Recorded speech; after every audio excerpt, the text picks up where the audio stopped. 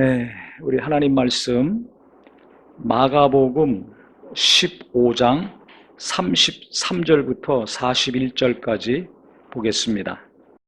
제6시가 되매 온 땅에 어둠이 임하여 제9시까지 계속하더니 제9시에 예수께서 크게 소리 지르시되 엘리 엘리 라마 사박다니 하시니 이를 번역하며 나의 하나님 나의 하나님 어찌하여 나를 버리셨나이까 하는 뜻이라. 곁에 섰던 자 중 어떤 이들이 듣고 이르되 보라 엘리야를 부른다 하고 한 사람이 달려가서 해면에 신 포도주를 적시어 갈대에 꿰어 마시게 하고 이르되 가만두라 엘리야가 와서 그를 내려주나 보자 하더라. 예수께서 큰 소리를 지르시고 숨지시니라. 이에 성소 휘장이 위로부터 아래까지 찢어져 둘이 되니라. 예수를 향하여 섰던 백부장이 그에게 숨지심을 보고 이르되 이 사람은 진실로 하나님의 아들이었도다 하더라. 멀리서 바라보는 여자들도 있었는데 그 중에 막달라 마리아와 또 작은 야고보와 요새의 어머니 마리아와 또 살로메가 있었으니 이들은 예수께서 갈릴리에 계실 때에 따르며 섬기던 자들이요 또 이 외에 예수와 함께 예루살렘에 올라온 여자들도 많이 있었더라. 아멘. 예수께서 이 땅에 육체를 입고 오셔서 십자가에서 죽으실 때 장면이 사복음서에는 아주 자세하게 기록이 되어 있습니다. 중요한 일이기 때문에 마태, 마가, 누가, 요한복음에 자세히 나와 있는데요. 중요한 것은 예수님이 십자가에서 숨이 끊어지셨을 때 휘장이 위로부터 아래로 갈라졌다는 사실입니다. 38절에 보면 이에 성소 휘장이 위로부터 아래까지 찢어져 둘이 되니라고 했습니다. 바로 그 앞에 37절에는 예수께서 큰 소리를 지르시고 숨지시니라 했습니다. 그러니까 예수께서 채찍에 맞으시고 뺨을 맞으시고 창에 허리를 찔리시고 피를 흘리시고 하실 때에도 휘장은 찢어지지 않았습니다. 그렇게 많은 고난이 있더라도 휘장은 찢어지지 않았어요. 십자가에 매달렸을 때 찢어진 것이 아닙니다. 6시간 동안 매달리셨습니다. 많은 고통과 아픔이 육체에 있었습니다. 근데 언제 그 휘장이 찢어졌냐면 성경에 정확하게 기록했습니다. 예수께서 큰 소리를 지르시고 숨지시니라. 엘리 엘리 라마 사박다니 나의 하나님 나의 하나님 어찌하여 나를 버리셨나이까. 크게 소리 지르시고 육체의 숨이 끊어졌습니다. 그때 휘장이 위로부터 아래로 찢어졌다고 성경은 말하고 있습니다. 그냥 휘장이 찢어져서 둘이 됐더라가 아니라 위에서부터 찢어졌다는 거예요. 방향이 정해졌습니다. 방향을 분명히 성경은 말하고 있습니다. 위에서부터 찢어졌다는 것은 누가 찢으신 겁니까? 하나님이 찢으신 거예요. 사람이 찢으면 밑에서부터 찢습니다. 하나님이 찢으셨다는 겁니다. 휘장이 뭡니까? 성전 안에, 성막 안에 문으로 들어가면 바로 뜰이 있습니다. 뜰에 물두멍이 있습니다. 번제단이 있습니다. 그 다음에 또 문이 하나 있습니다. 그게 성소입니다. 성소는 제사장만이 들어갈 수 있습니다. 아무나 들어가면 죽습니다. 레위 지파 사람들은 뜰에서 주로 일합니다. 그 성소에 들어갈 수가 없어요. 근데 성소 안에 또 한 방이 있습니다. 그게 뭐냐? 지성소입니다. 거기 법궤가 들어있습니다. 대제사장도 그냥 지성소에 들어갈 수가 없어요. 제사장들도 그냥 성소에 들어갈 수가 없어요. 자기 죄를 씻는 제사를 다 지낸 다음에야 들어갑니다. 안 그러면 제사장도 죽고 대제사장도 죽습니다. 그러니까 성전이 거룩한 곳인데 그 안에 있는 성소는 더 구별된 곳이죠. 근데 그 안에 또 지성소가 있습니다. 무엇과 똑같냐면 우리가 이 육체, 눈에 보이는 육체가 있어요. 보이지 않는 마음이 있어요. 근데 그 안에 영이 있습니다. 한 것처럼 지성소는 우리 영과 같은 곳입니다. 성소는 마음과 생각과 같은 곳입니다. 뜰은 육체와 같은 곳입니다. 그러니까 성소는 거룩한 곳인데 지성소는 더 구별된 곳이죠. 성소는 제사장들이 날마다 가서 촛대가 있으니까 촛불, 기름을 줘야 됩니다. 그 불똥을 자릅니다. 그 다음에 떡상이 있는데 날마다 아침에 떡을 갑니다. 12지파를 상징하는 떡 6개씩 2줄이 있습니다. 금향로가 있습니다. 거기에 향이 계속 24시간 향로에서 향이 나와야 됩니다. 그거 계속 향이 나오려면 어떻게 돼요? 갈아줘야 됩니다. 향이 계속 타도록 향을 갖다가 불태워야 됩니다. 이 일을 제사장들이 하는 거예요. 날마다 들어가가지고. 그런데 그 안에 지성소를 생각하면 제사장들도 두렵고 떨리는 곳입니다. 자기들도 못 들어가는 곳이에요. 성소에서만 일하지 지성소 들어가면 죽습니다. 대제사장이 1년에 한 번씩 철저히 자기 죄를 씻고 제사를 드리고 들어갑니다. 거기에 하나님의 임재가 있고 하나님의 영광이 있습니다. 성전 자체도 그렇지만 지성소와 성소를 구분하는 그 가운데 있는 것이 이 휘장입니다. 그러니까 휘장이 딱 막혀서 제사장들도 그 너머는 두렵고 떨리는 거야. 날마다 향 갈고 농을 꺾고 그 다음에 떡상에 떡을 갈고 하는 일을 하는 제사장들도 지성소를 생각하면 가슴이 후덜덜덜합니다. 경외심이 그냥 그대로 일어납니다. 레위지파 사람들은 바깥에서 물두멍, 물 떠고 번제단에서 제물을 태워야 되니까 피 튀기죠. 냄새도 나죠. 막 짐승 소리 들리죠. 땀 흘리죠. 바쁘게 왔다 갔다 하면서 일합니다. 그 레위지파 사람들은 성소를 생각하면 또 두렵고 떨리는 거예요. 경외감이 일어납니다. 일반 백성들은 성막이 둘러져 있잖아요. 나중에는 성전을 지었잖아요. 그 안에 들어갈 수가 없어요. 멀리서 바깥에서 바라보면서도 그곳은 하나님이 계신 곳, 하나님이 함께 하시는 곳, 멀리서 쳐다보면서 예루살렘을 향해서 기도합니다. 가까이서 성전을 보면서 성막을 보면서도 경외감을 느낍니다. 그러니까 어떤 일을 하느냐에 따라서 어떤 직분을 받았냐에 따라서 각각 좀 다르지만 공통적인 것은 하나님을 경외한다는 사실입니다. 일반 백성들은 멀리서 성전을 보면서 광야 시대는 성막을 보면서 경외감을 느끼고 하나님을 앙망하고, 레위지파 사람들은 그 뜰 안에서 열심히 일하면서 또 하나님을 경외하고, 제사장들은 성소에서 날마다 자기들이 해야 될 일을 하면서 또 주님을 경외하고, 대제사장은 총책임자니까 1년에 한 번씩 지성소, 성소와 지성소를 구분하고 있는 휘장을 지나가지고 거기 들어가가지고 주님을 배웠고 나옵니다. 그런데 예수님이 숨이 딱 끊어졌을 때 성소와 지성소를 가로막고 있는, 제사장들도 두려워 떠는 그 막을 하나님이 다 찢으셨다는 거예요. 그건 무엇을 의미하는가? 누구든지 예수의 피를 힘입으면, 예수의 공로를 힘입으면 하나님께 나갈 수 있다. 하나님 만날 수 있다는 사실입니다. 이게 굉장히 중요한 겁니다. 신약과 구약을 구분하는 굉장히 중요한 것입니다. 그래서 지금은 제사 드리지 않아요. 내가 죄졌을 때 짐승 갖고 와서 피 흘리고 불태워 죽이고 하는 제사를 지내지 않습니다. 왜? 예수님이 내 죄, 우리의 죄 다 십자가에서 담당하시고 완전히 죽으셨기 때문에 그 예수를 의지하면 휘장이 찢어졌잖아요. 휘장이 없어졌어요. 그러니까 성전이 필요 없는 거예요. 제사가 필요 없습니다. 누구나 다 예수를 믿고 의지하면 다 하나님께 직접 나갈 수 있다는 거예요. 그 이전에는 제사장들을 통해서만이 하나님께 나갈 수 있습니다.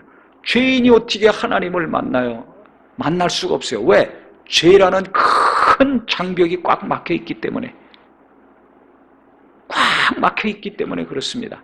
그래서 제사장들을 통해서 죄를 속하는 제사를 드린 다음에야 하나님과 관계가 해결이 돼요. 왜? 죄가 해결이 됐으니까. 그래서 평안과 자유와 위로로 꼭 돌아오는 것입니다.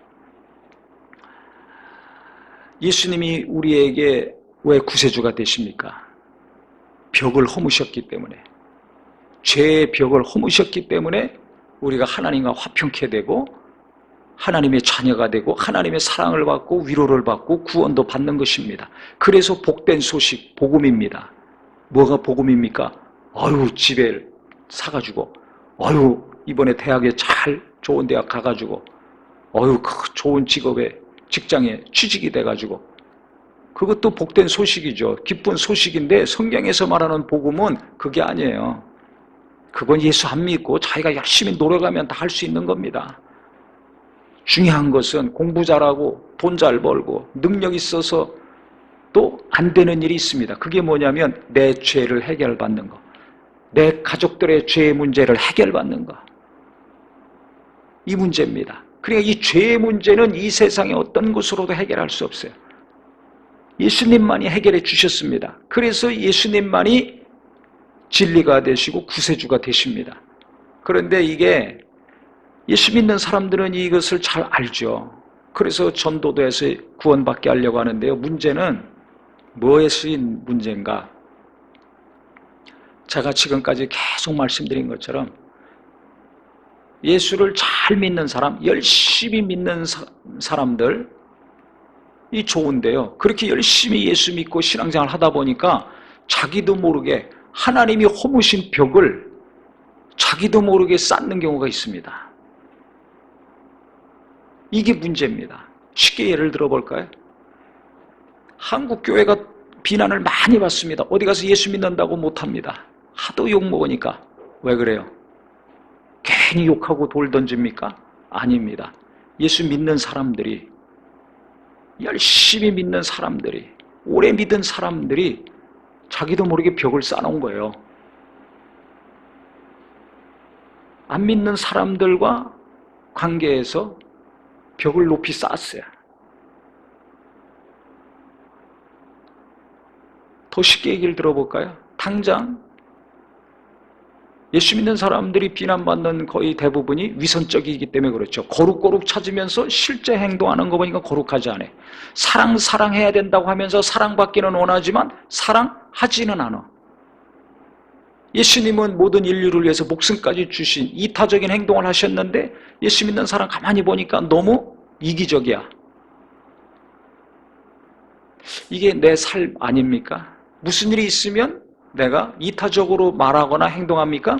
이기적으로 말하고 행동합니까? 당장 내 뜻에 안 맞으면 승질내잖아요.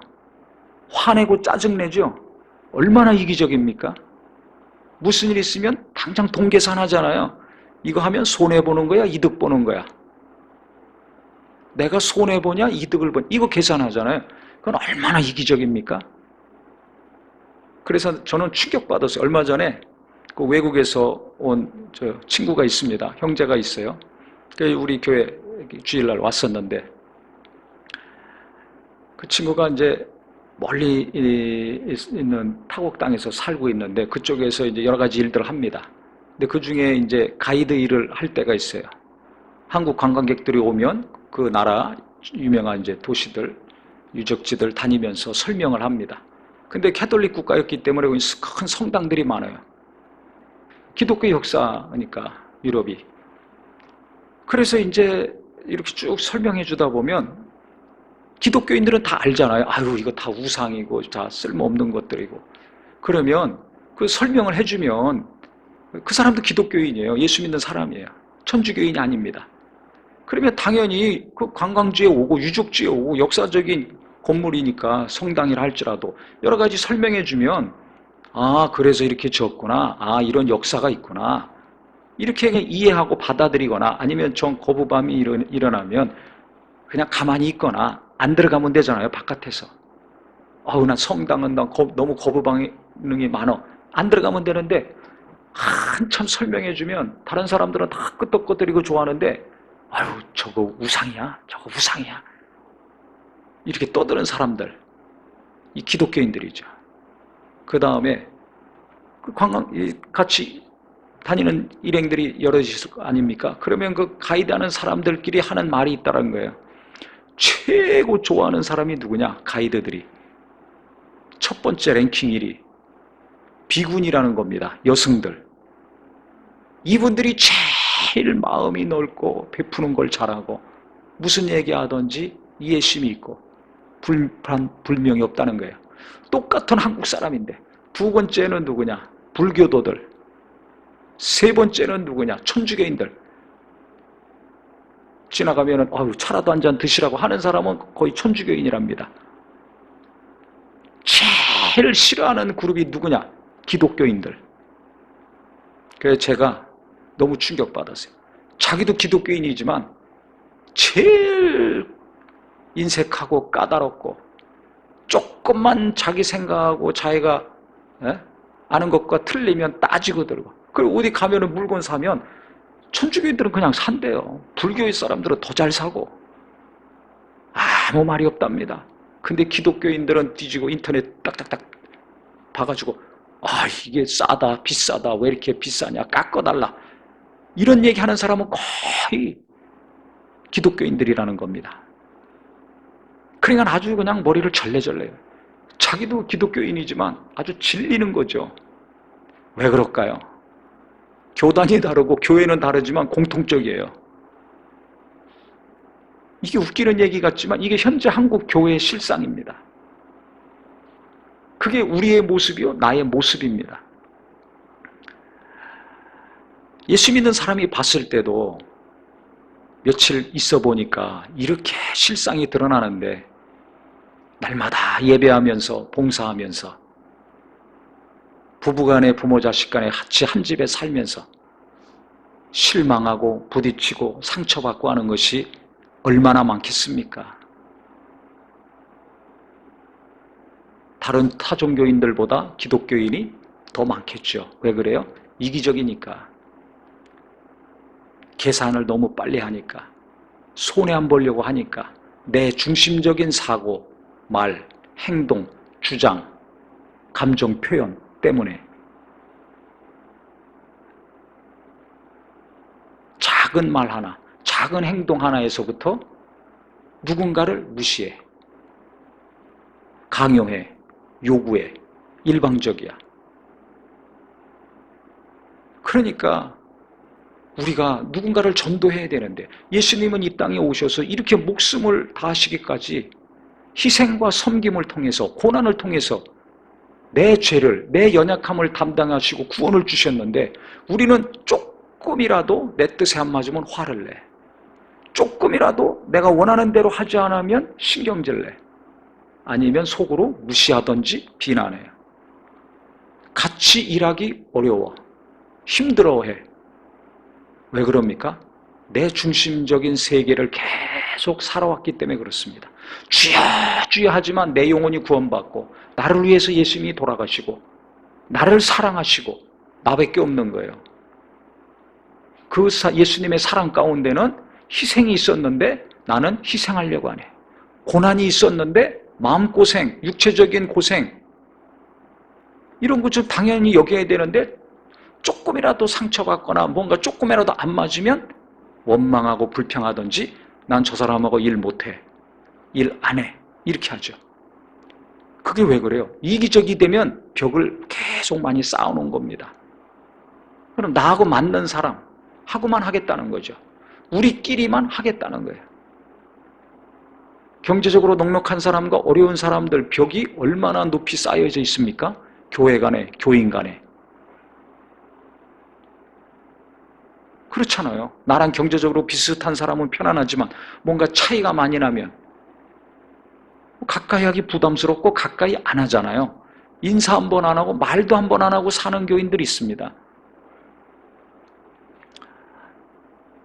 부담이라는 점잖은 단어를 쓰지만 그 내면에는 벽을 딱 쌓고 있는 거죠. 문을 딱 닫아놓고 있는 거예요. 난 저 사람하고는 교제 안 해. 말하고도 싶지 않아. 알고 싶지도 않아. 이게 벽이 꽉 쌓여 있는 거예요. 예수님은 그걸 허무셨거든요. 바리새인들이 세리와 창기들 얼마나 무시했습니까? 비난만 했습니다. 벽을 딱 치고 있는 거예요. 우리는 율법대로 살아. 그러니까 우리는 거룩한 자들이야. 저들은 율법대로 행하지 않아. 더러운 자들, 죄인이야. 딱 죄인으로 낙인 찍혀놨습니다. 그리고 계속 비난합니다. 손가락질합니다. 할례받지 않은 이방인들 얼마나 아주 비난이 아니라 아주 짐승 취급했지 않아요? 이스라엘 사람들이 개돼지 취급을 했습니다. 유대인들이 사마리아 사람 상종을 안 했습니다. 그래 예수님이 우물가에서 사마리아 여인하고 대화하실 때 제자들이 와서 깜짝 놀라지 않았습니까? 어떻게 유대인으로서 사마리아인 사람하고 대화하고 있습니까? 사마리아 지역 가지도 않고 돌아서 다니는 상황이었는데 예수님은 직진하셔가지고 사마리아 땅에서 그 여인과 대화를 하셨어요. 그 제자들이 충격받을 정도의 행동을 하신 겁니다. 왜 그렇습니까? 예수님은 벽을 허물려고 오셨기 때문에 그렇습니다. 할렐루야. 벽을 허무셨어요.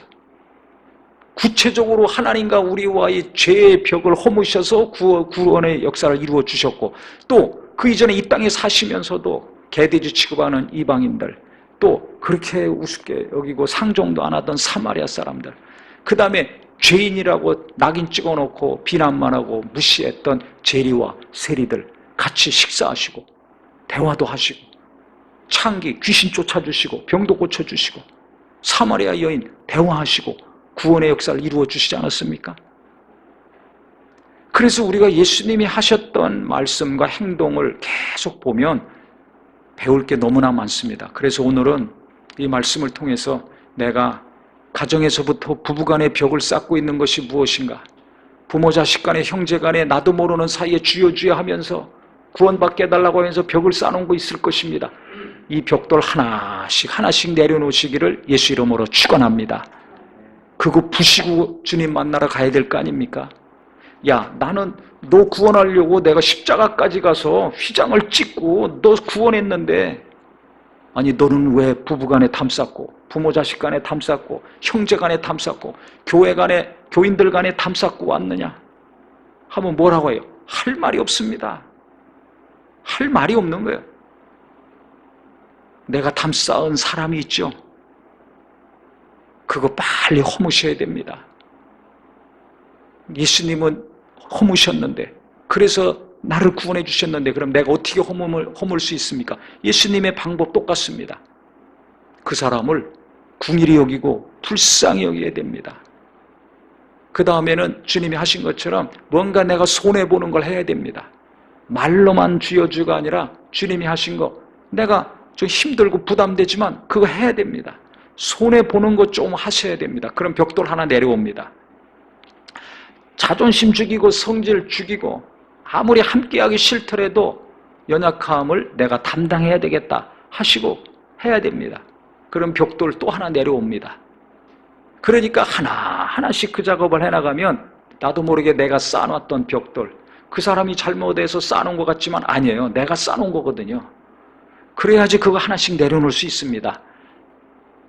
이 작업을 잘해서 어느 누구와 무슨 일을 하든지 교회에서든지 직장에서든지 가정에서든지 쌓아놓은 벽돌이 하나도 없는 사람, 이 사람이 예수 제일 잘 믿는 사람이라고 저는 확신합니다. 그 사람이 천국 갔을 때 나중에 면류관 받을 것입니다. 열심히 했는데 열심히 하면서 여기저기 이 사람하고 벽돌 쌓고 저 사람하고 담 쌓고 이 사람하고는 척지고, 이런 사람들은 아마 심하게 야단 맞을 거예요. 주님은 휘장을 찢어지게 하셨습니다. 근데 우리는 다니면서 커튼 만들어, 암막 커튼 만들고 두 겹, 세 겹으로 만들고 여기는 막 철문 만들고 저기는 막 공구리 치고 이러면 되겠습니까? 벽돌 허무시고 닫힌 문도 여시고 커튼을 쳤다면 그 커튼도 확 다 찢어버리는 저와 우리 모두가 되기를 바랍니다.